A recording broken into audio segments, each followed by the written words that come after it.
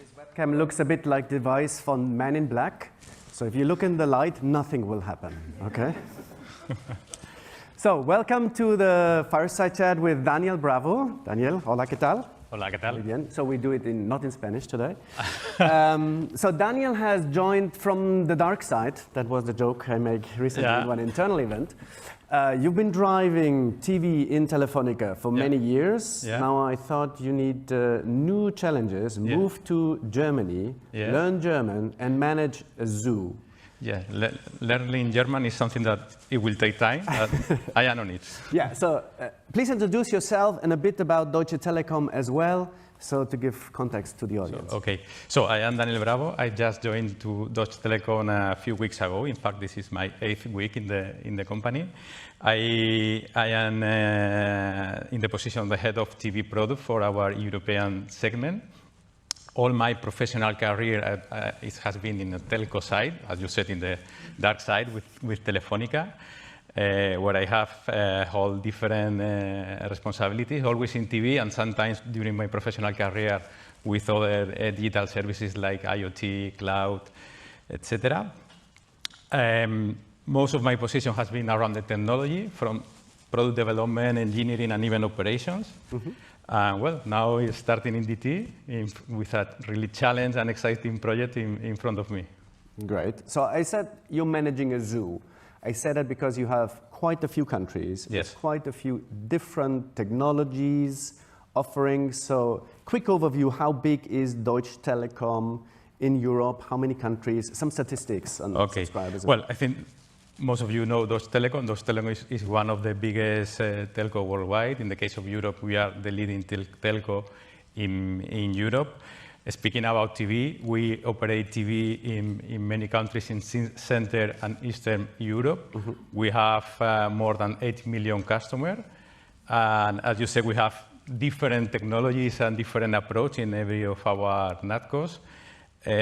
We have, in some NatCos, we have IPTV, in others we have cable, and even in others we have DTH services. So, like you said, it's a zoo, okay?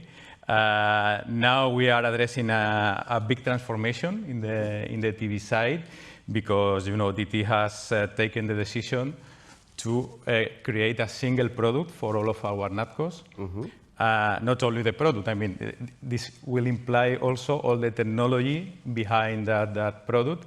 And we are executing that transformation. We already have 2 NatCos in the new TV ecosystem, and more are coming in the coming months. Okay. Pedro Bandera, who you're working with, recently said DT is moving full speed to OTT. Not multicast, not ABR, not broadcast. So can you tell us more, when is that going to happen? And maybe also, why are you going there? Yes, well, I have to say that I agree with Pedro because I don't want to lose my job so fast. A part of the joke. Yes, we think that the OTT technology is the technology for the future. Why? First, because if you see the amount of investment in research or development that are doing the big streaming company like Netflix, Amazon, etc., is everything in OTT. So in streaming technology, we will have a lot of innovation. And on the other hand, the OTT technology simplify all the technology stack that we need to use in our devices, and at the end, it will imply less time to market for us. Okay. So when are we going to do that? Now, we are doing right now. We are, as I said, we have created a new TV ecosystem with a single product for all our NatCos. And now we are in the process. You know, until now we have a lot of capacity, let's say, in the traditional broadcast space, multicast, cable, DTH. We have some capacity in OTT. So now we need to increase the capacity in the streaming side. At the same time, we are moving customer to the new ecosystem. But, you know, create capacity is something that for the telco is usual. So peanuts. Yeah. Good. So in this whole journey, how important are devices? We just heard the UX is key. Yeah. Let's talk about which devices. And before we go there, let's talk about set-top boxes. And I want to hear from the audience. Please raise your hand. Who thinks the set-top box is dead? Raise your hand. Only one. Okay, who thinks it's Walking Dead? Okay, who thinks it's going to be there for the next foreseeable future? Okay, same. Okay, so let's talk about set-top boxes. Is it just the pain of procurement and all the huge capex you have to spend, or is it the key control point you need to have? Okay, well, it's probably also both things that you said, but from our point of view, set-top box is key pieces in our strategy. Why? Because we think that the set-top box is until now the only way that the telco operator has to deliver to the customer the full experience that we are designing, doing a perfect marrying between hardware and software. And well, we are doing that, and I think that it will happen for the coming years. We will love not to do set-top box, but for doing that, we will need to be able to implement our full experience in other type of devices, and today this is not a reality. You can do some things in one environment, other things in other, but always there are some kind of restriction. No? You could do something like Sky Glass. Yes, it could be a possibility. So it's something, if you can share, is that something you're looking at, a TV with your own UI that you drive? Yeah, I mean, be the zero click that we just heard? I mean, it's an interesting proposal, what the Sky is doing. We are tracking this possibility, and at the moment we see it makes sense for some of our market. Obviously, we will do it. But Sky is doing this in the same market that Roku is doing the same, Amazon is doing the same. In our market, it's not happening right now, but as I said, we are tracking it, and at the moment it makes sense, we will do it. Okay, be open. Okay, let's talk about UI, UX, and you have decided to go for Android TV. It's public. You're not going the ODK route. You're not doing a homegrown solution like I think you did somewhere in the past on the dark side. So why go Android? What's the pros and the cons without upsetting the Googlers in the room, if there are any? Tell us about the Android TV journey. Why did you go that route? Okay. Well, I think we need to think in a trade-off between control in our user experience, but on the other hand, we need the scale.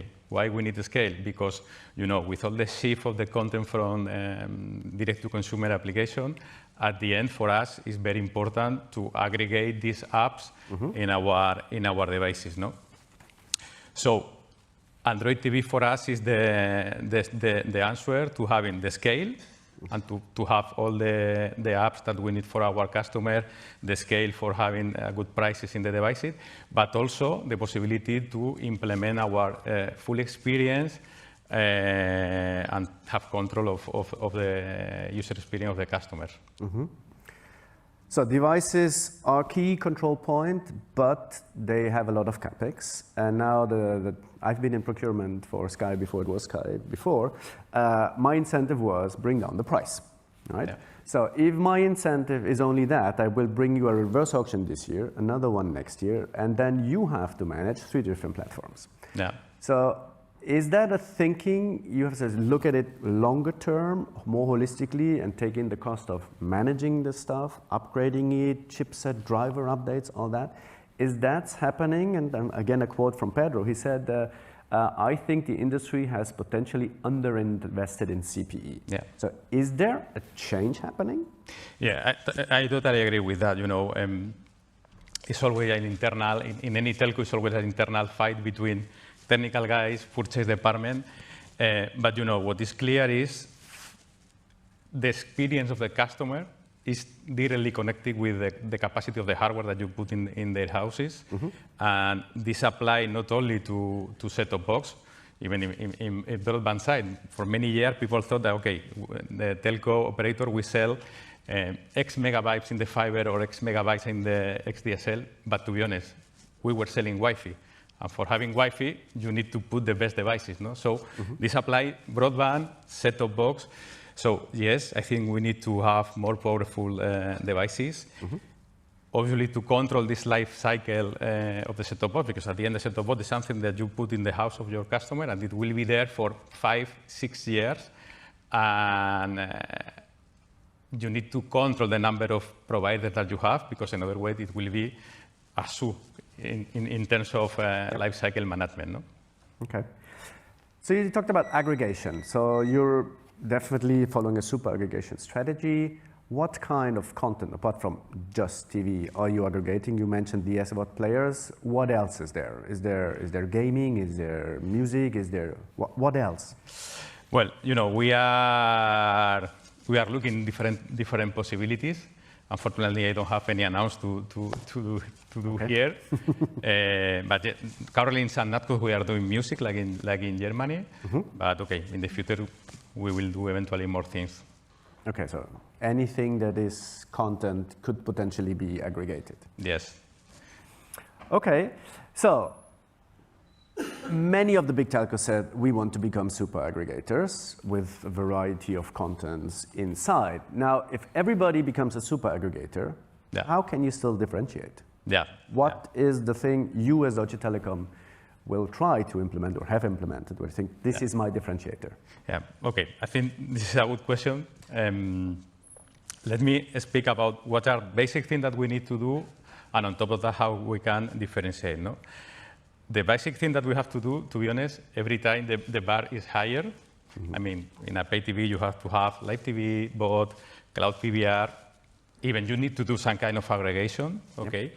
But on top of that, in order to be differentiated, you need to do the things very well. I mean, in terms of super aggregation, you need to deliver to the customer a smooth user experience across all the touch points that you have. You need to do many things that we have heard this day here, like an excellent user customer journey for discovery, implement different touch points like the voice, many things, okay? I think on top of that, it will be not enough. We need to move forward as an industry in a deeper integration with the direct-to-consumer application. I am thinking in things like, for example, synchronized profiling, single sign-on, and well, recommendation between the pay TV environment and the direct-to-consumer environment, and this kind of thing. No? And on top of that, I think we also are looking different ways of differentiation into areas. No? One, we are looking in different new services, leveraging in new possibility of the hardware of the set-top box, for example. I am thinking in cameras, multi-sensor, far-field microphone. There we can have applications like high-quality video conference, shopping, well, many things. And also we are working with our content providers to enrich the experience of the content when the customers are watching. I am thinking in things like companion devices with statistics, well, many things. Okay. On the search and recommendation, that was a topic that we heard several times here in the last 2 days. Technically, I think not a challenge, right? You get the data, you integrate it, you make it searchable, you do your magic, and you have the recommendation. Are your content providers willing to give you the data, or are you big enough to wrestle with them so they allow deep integration? Because often they don't want that. So are you having the same incentives here? Well, I think for having all these recommendations, search, etc., it's key to have a metadata. And this is a part of the ecosystem that we want to control. Well, we are in negotiation with our partner, but also we can have the information from other sides. So we will have the best metadata because we think it's key for the experience of the customers. Okay. So please already think about a few questions. We have 5 minutes, but I have my final questions that I always love. And I asked you the question already in an interview when you were still at Telefonica, and is, I give you $100 million. Okay. What do you do with it? No bikes and boats. Take the money and run? No. No? for Deutsche Telekom, not Telefonica. Yeah, okay. So, well, I think at the end, if you think about it, our business in terms of TV is the same that the business that we have 10 years ago. At the end, we aggregate content and we deliver to the customer in a smooth experience in an aggregate way. No? So basically, we need content, and we need content in different ways. We need to have the best live TV channel, VOD. We need to have the best partnership in terms of direct to consumer. But also, we need to keep investing in sport rights, direct events, and why not, if the market has the enough size, to complement our content proposal with our own production. Things that, for example, DT is doing in some of our NatCo, like Greece. So for me, content is one important point. A second important point is network, because at the end, our customer trust in us to manage all the digital life in our connectivity, and we need to keep investing to having the best network and the best platform.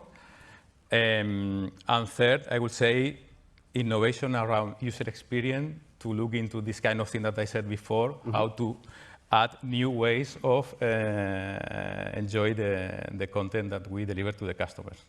So in the end, Deutsche Telekom becomes a trusted provider. You mentioned just the word trust. I think that's key. And it pays into your brand and how customers see you. And then in the end, they stay and don't churn. So we have a few minutes time for questions. So please raise your hand. We have microphones. So if anybody has a question, let me see. John has one. Hi, Daniel. So in those two NatCos where you've already started this progression towards OTT, is just adaptive bitrate streaming into the set-top boxes there, is it? No multicast? Sorry, can you repeat? So in those two NatCos where you've already begun your new single platform, is it adaptive bitrate streaming only into those set-top boxes rather than multicast now? Yes, well, it's a mix, Our end picture is OTT, streaming technology, but I said at the same time we are increasing the capacity in our CDN, depending on the NatCos or the size of the NatCos. We are doing also some kind of set-top box that can still leverage in the current capacity of broadcast that we have in some network. So it's a mix. We have NatCos that we will be from the beginning 100% streaming. We will have other that the set-top box have a dual player and can manage some channels in streaming and some channels coming for the legacy world. But the end goal is to have everything in streaming. Other questions? Anyone? So, one more from John. So the full transition for the whole of Deutsche Telekom in Europe to all streaming, what do you think that's going to take in time? 10 years or 5 years? No, I think it will be really faster than that. Faster? Yeah. Really? For everything? Oh, okay. So then maybe I have a last one. Okay. So a few telcos have said they're becoming a TechCo. Yeah. Means you're doing a lot of stuff in-house, becoming more virtually integrated. Is that true also for Deutsche Telekom? What's your plan? Yeah.